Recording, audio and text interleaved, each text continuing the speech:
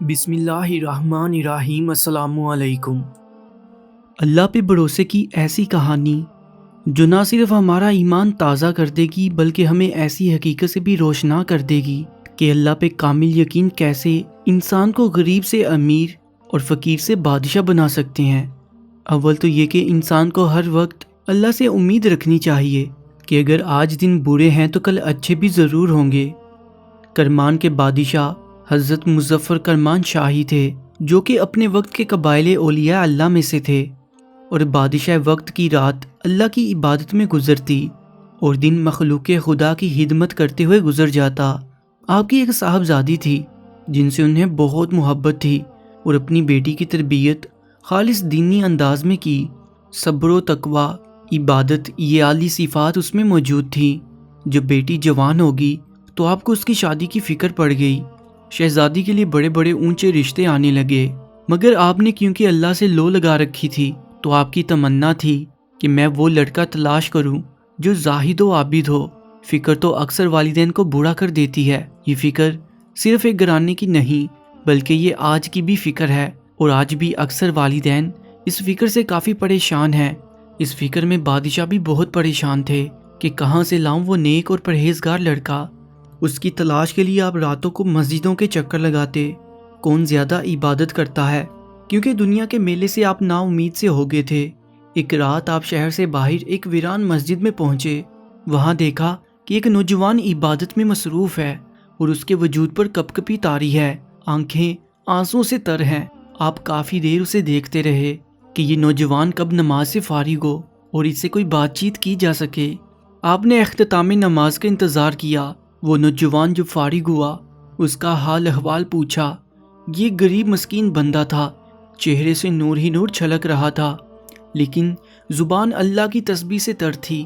کہنے لگا، غریب ہوں، ایک کمرہ ہے، وہ بھی آدھا گر چکا ہے، آدھا باقی ہے، مالی حالات بھی کچھ اچھے نہیں ہیں، بس اللہ کا آسرا ہے۔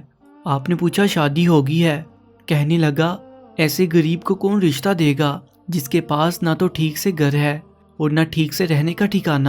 آپ نے فرمایا، اگر کرمان کے بادشاہ کی بیٹی سے تمہارا رشتہ ہو جائے تو وہ نوجوان مسکرا کر کہنے لگا، بابا غریبوں سے مذاق نہیں کرتے، جا کر اپنا کام کرو۔ بادشاہ مجھ غریب کو کیوں بیٹی دینے لگا؟ کیا بادشاہ کے دربار میں سارے مرد مر چکے ہیں؟ جو بادشاہ وقت مجھ غریب مسکین کو اپنی شہزادی دے گا؟ اب براہ مہربانی جائیے اور کسی اور سے ایسا مذاق کریں۔ آپ نے اپنی انگوٹھی نکالی اور اسے دے کر کہا، مجھ سے وعدہ کرو، کل تم بادشاہ کرمان کے دربار میں مجھ سے ضرور ملو گے۔ اگر دربان روکے تو اسے یہ انگوٹھی دکھانا۔ صبح وعدے کے مطابق وہ نوجوان پہنچا، دربان کو انگوٹھی دکھائی، وہ نوجوان تک لے گیا اور یہ دیکھ کر حیران رہ گیا کہ رات والا بوڑھا خود بادشاہ سلامت ہے۔ نوجوان پہلے تو اپنی رات والی بات پر شرمندہ ہوا اور دل ہی دل میں کہا، مجھے بادشاہ وقت کے ساتھ ایسی بات نہیں کرنی چاہیے تھی۔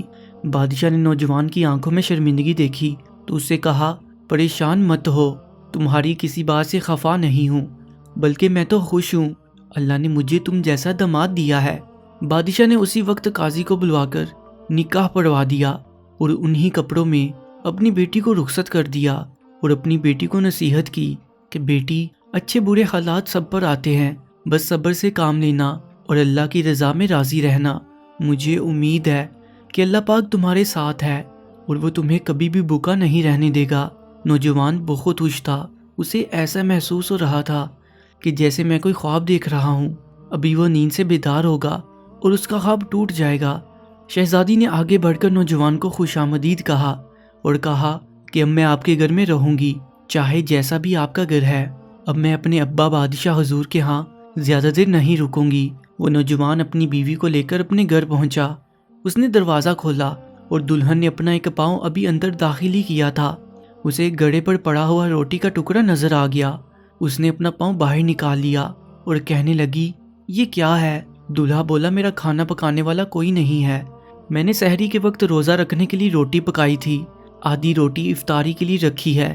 شہزادی اسی وقت سمجھ گئی کہ اس شخص کا اللہ پہ ایمان تو ہے ہی نہیں، اور دلہن کہنے لگی، تمہارا ایمان بہت کمزور ہے، اللہ کے بندے، جو ذات تمہیں سحری کھلا سکتی ہے وہی تمہاری افطاری کا بھی بندوبست کر سکتی ہے۔ اس گھر میں یا تو یہ روٹی رہے گی یا پھر میں رہوں گی. جو پہلے اسے اللہ کی راہ میں صدقہ کر کے آؤ, پھر میں تمہارے گھر میں قدم رکھوں گی. اس نوجوان نے اللہ کی راہ میں ایک روٹی صدقہ کی اور اللہ نے اسے ایک روٹی کا صدقہ کرنے میں ایسی برکت ڈالی کہ کبھی روزی کا مسئلہ ہوا ہی نہیں, کیونکہ ان کا ایمان صرف اللہ پہ تھا. وہ جانتے تھے کہ اللہ وہ ہے جو پرندوں چرندوں کو کھلا سکتا ہے, تو ہم تو اشرف المخلوقات ہیں, ہمیں کیسے بھوکا مرنے دے گا.